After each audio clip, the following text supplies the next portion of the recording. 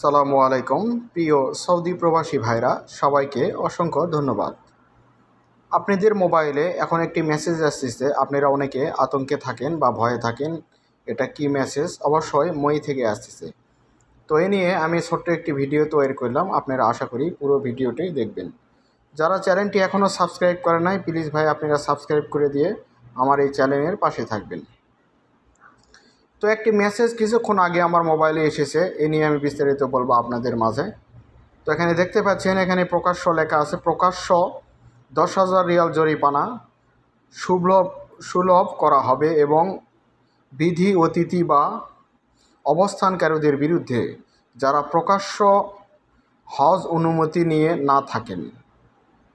তো এখানে আপনারা বুঝতে পারলেন, আপনারা হজের অনুমতি যদি না নেন তাহলে আপনাদের 10,000 রিয়াল পর্যন্ত জরিমানা করা হতে পারে। মক্কাতে আপনারা হজ করার জন্য যদি যেয়ে থাকেন অবশ্যই অনুমতি নেবেন।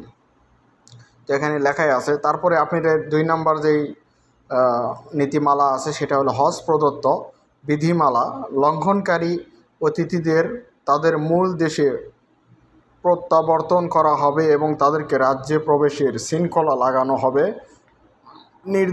নির্ধারিত সময়সূচি অনুযায়ী।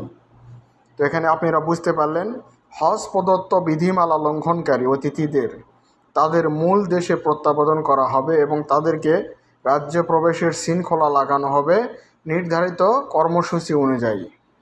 তো আপনারা এটা অবশ্যই বুঝতে পারলেন, আপনাদের কিন্তু দেশে পাঠিয়ে দেওয়াতে হবে এবং আপনাদের এখানে লেখা আছে প্রবেশের শৃঙ্খলা লাগানো হবে। প্রবেশের যেই নিয়মকানুন আছে সৌদিতে, আপনারা জানেন আইন কানুন আছে, সেই শৃঙ্খলা কিন্তু আপনাকে লাগিয়ে দিবে।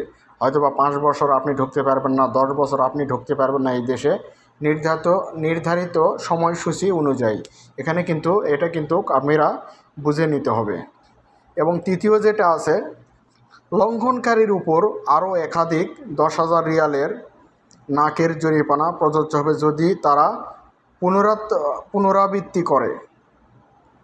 এখানে আপনার লেখা আছে, আপনি একবার ভুলের পরে যদি আবারও একই ভুল যদি করে থাকেন তাহলে আপনাদের 10,000 রিয়াল নাকের জরিমানা প্রযোজ্য হবে। তারা যদি পুনরাবৃত্তি আবারও যদি করেন তাহলে 10,000 রিয়াল জরিমানা পুনরায় আপনাদের প্রদান করা হতে পারে। 3 নম্বরটি শুনলেন। 4 নম্বরে হজ প্রদত্ত বিধিমালা লঙ্ঘনকারীর জন্য 6 মাসের জন্য কারাদণ্ড।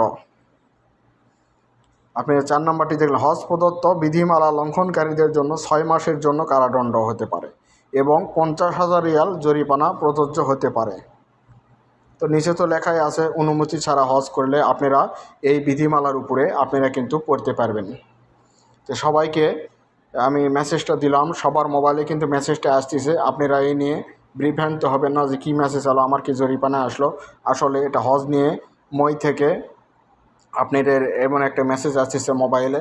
অবশ্যই সবাই সতর্ক থাকবেন এবং অনুমতি নিয়ে যারা হজ করতে যাবেন, যেসব ভাইরা হাজিরা আপনারা হজ করতে যাবেন, অবশ্যই অনুমতি নিয়ে আপনারা মক্কায় প্রবেশ করবেন। তা না হলে আপনাদের যদি ধরতে পারে তাহলে এই সব বিধিমালার উপরে আপনাদের উপরে মামলা হবে এবং বিভিন্ন সমস্যা হতে পারে। আপনারা বিভিন্ন সমস্যায় পড়তে পারেন। অবশ্যই আপনারা অনুমতি নিয়ে তারপরে মক্কায় যাবেন এবং হজ করবেন। সবাই ভালো থাকবেন, সুস্থ থাকবেন। শুভকামনায় জাকির হোসেন। সালামু আলাইকুম।